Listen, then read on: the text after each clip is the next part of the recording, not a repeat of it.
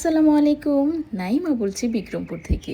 Bangladeshi blogger মম নাইমা চ্যানেলে সবাইকে স্বাগতম।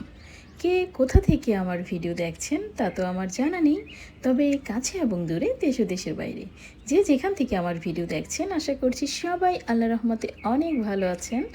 আমিও আলহামদুলিল্লাহ ভালো আছি। সবাইকে বাংলা নববর্ষের শুভেচ্ছা জানিয়ে আজকের ভিডিওটি শুরু করছি। যদিও পয়লা বৈশাখ চলে গেছে আরও 2 দিন আগে, তবে পয়লা বৈশাখের সারা দিন ঘিরেই আজকের ভিডিওটি, তাই শুভেচ্ছা জানাতে একদমই ভুল করিনি। পয়লা বৈশাখকে ঘিরে বিশেষ আয়োজন আমার কখনোই ছিল না, আর এবার তো একদমই ছিল না। গতকাল রাতে অর্থাৎ পয়লা বৈশাখের আগের দিনের রাতে হঠাৎই আমার মনে হলো যে পয়লা বৈশাখে পান্তা ইলিশ করব, আর সেই চিন্তা থেকে আজকে কিছু আয়োজন করেছি। তবে ফ্রিজ খুলে দেখলাম একটাও বড় ইলিশ নেই, সব ছোট ইলিশ। তো যাই হোক, ছোট ইলিশ দিয়েই এবার আমরা পয়লা বৈশাখের আয়োজনটা কমপ্লিট করেছি। যেহেতু আগে থেকে কোনো প্ল্যান ছিল না, আগে থেকে প্ল্যান করা থাকলে বড় ইলিশ বাজার থেকে আনিয়ে নেওয়া যেত। আর ওই যে বললাম, ছোটবেলা থেকে এই পর্যন্ত পয়লা বৈশাখে যে পান্তা ইলিশ নিয়ে বিশেষ আয়োজন, ওই রকম কোনো আয়োজন আমি আমার পরিবারে কখনই দেখিনি। আমি যখন খুব ছোট ছিলাম, যখন আমার আব্বুর দাদা দাদি জীবিত ছিলেন, তো তখন আমাদের তো যৌথ ফ্যামিলি ছিল, অনেক সদস্য ছিল আমাদের পরিবারে। তখন পয়লা বৈশাখের আগের দিন আমার আব্বুর দাদা অর্থাৎ আমার বড় বাবা প্রচুর পরিমাণে দুধ আনতেন, আধা মণ 1 মণ এই রকম। তো সেগুলো দিয়ে আমার বড় মা অর্থাৎ আমার আব্বুর দাদি দই পাততেন, অনেক দই।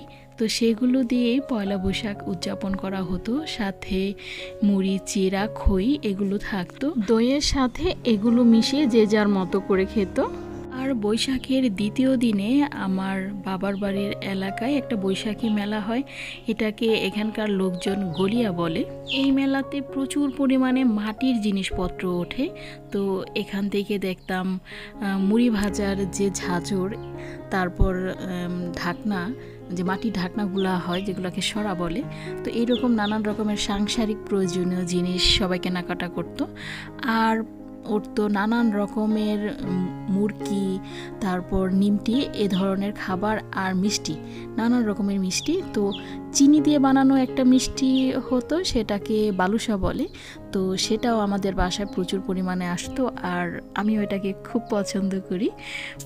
তো এই দই, চিড়া, খই, মুড়ি, মিষ্টি এগুলো দিয়ে কিন্তু ছোটোবেলা থেকে দেখতাম আমাদের পরিবারে বা আশেপাশে সব জায়গাতে পয়লা বৈশাখ পালন করা হতো। আমাদের বাড়ির আশেপাশে সনাতন ধর্মী অনেক লোক আছে, অনেক ফ্যামিলি আছে, তাদেরকেও দেখতাম এভাবে তারা কাসুন্দি বানাতো এই সময়টাতে। তবে এইরকম পান্তা ইলিশ যে পয়লা বৈশাখে খেতেই হবে এইরকম কোনো প্রবণতা ছোটোবেলায় দেখিনি। আর ঘটা করে যে পয়লা বৈশাখেই পান্তা ইলিশ খেতে হবে এরকম কোনো ব্যাপারই কিন্তু ছিল না, কারণ গরমের দিনে বেশিরভাগ সকালেই কিন্তু সবাই পান্তা ভাত খেত। আর ইলিশ মাছ তখন অ্যাভেলেবল ছিল, সবাই ইলিশ মাছ কম বেশি খেতে পারতো।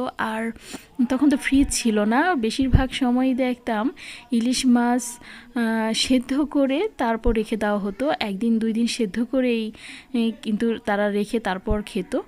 আর সেই সেদ্ধ করা যে পানিটা, সেটাও কিন্তু প্রচুর সুস্বাদু ছিল। আমার চাচা ফুপুদের দেখতাম পান্তা ভাতের সাথে মাছ না হলেও সেই মাছের যে পানিটা, সেটা দিয়েই তারা পান্তা ভাত খেয়ে ফেলতো সকালে। তো এভাবেই ছোটোবেলা কাটলো। তারপর এক সময় আমার বড় বাবা বড় মা তারা মারা গেলেন, আমাদের সংসার আলাদা হলো, যৌথ ফ্যামিলি থেকে চলে আসলাম একান্নবর্তী পরিবারে। তারপর আমাদের ছোট্ট একটা সংসার হলো, যেখানে আমার আব্বু আম্মু, আমি আর আমার ছোট ভাই। আম্মুকেও কখনো ওইভাবে পান্তা ইলিশ দিয়ে পয়লা বৈশাখ উদযাপন করতে দেখিনি। পয়লা বৈশাখে আম্মু প্রায় সময়ই ভালো খাবার রাখার চেষ্টা করত। তো মনে করতো যে বছরের প্রথম দিন ভালো খাবার খেলে বছরের প্রতিদিনই ভালো খাবার খাওয়া যাবে, এটা ভেবে আম্মু বেশিরভাগ সময় পোলাও রোস্ট করার করতো দুপুরবেলা। তো সকালবেলা ওইরকম কিছুই আয়োজন করতো না। যখন হাই স্কুলে 9-10-এ উঠলাম, তখন স্কুলে গিয়ে এই পান্তা ইলিশের গল্প শুনতাম। এক বান্ধবী বলতো আমাদের বাসায় এত বড় এত টাকা দিয়ে একটা ইলিশ এনেছে আর আমরা পান্তা ইলিশ খেয়েছি। আরেক বান্ধবীও বলতো এইরকম বড় ইলিশ এনেছে, আমরাও পান্তা ইলিশ উদযাপন করেছি। সেই সময়টাতে ইলিশ মাছের একটা ক্রাইসিস ছিল, প্রচুর দাম ছিল ইলিশ মাছের। তো অনেক মধ্যবিত্ত ঘরের মানুষই ইলিশ মাছ কেনার মতো তাদের পরিস্থিতি ছিল না। তো ইলিশ মাছ দিয়ে পয়লা বৈশাখ উদযাপন করা একটা ক্যাডিটের ব্যাপার হয়ে গিয়েছিল। যাই হোক, এভাবে সময় চলে গেল।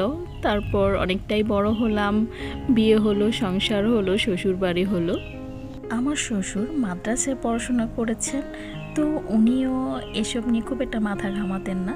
তাই শ্বশুর বাড়িতেও ওইভাবে পয়লা বৈশাখ কখনই পালন করা হয়নি। তবে আমি আমার হাজব্যান্ডের সাথে বিকেলের দিকে বেড়াতে বের হতাম, ঘুরতাম, ব্যাস এটুকুই ছিল। এরপর আমার শ্বশুর শাশুড়ি মারা গেলেন, আবার আমার সংসার আলাদা হলো, ছোট্ট একটা সুন্দর সংসার হলো আবার আমার, যেখানে আমি, আমার হাজব্যান্ড, আমার ছেলে, আমার মেয়ে। সেই সময়টাতে আমার আলাদা একটা সংসার, ছোট ছোট বাচ্চা, এগুলো নিয়ে কিভাবে যে সময় পার হতো নিজেই বুঝতে পারতাম না। ঈদের আনন্দ, পয়লা বৈশাখ কিভাবে পার হয়ে যেত টেরই পেতাম না। আজকেও যে রান্নাবান্না করতে পারবো ভাবিনি। আমার ছেলে মেয়ে দুজনেই অসুস্থ, ওদের জ্বর, ঠান্ডা, কাশি। তারপর আলহামদুলিল্লাহ মোটামুটি রান্নাবান্না করতে পেরেছি আর পেট পূর্ণ করে সবাই খেতেও পেরেছি। তবে আমার ছেলে আর মেয়েকে পান্তা ভাত সকালে দিইনি, কারণ ওদের তো জ্বর ছিল, ওদেরকে আমি অন্য খাবার দিয়েছি। তাই পান্তা ইলিশটা এবারও খুব একটা জমলো না আমার। সবাই মিলে একসাথে মজা করে কিছু করতে না পারলে সেটা আনন্দটা আর থাকে না।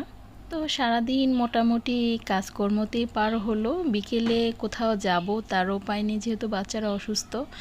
আর মেয়েকে ঘুম পাড়াতে গিয়ে আমারও এমন ঘুম পেয়েছে যে ঘুমিয়ে গিয়েছিলাম, গোসলও করা হয়নি। তো ঘুম থেকে উঠে দেখি একদম বেলা শেষ।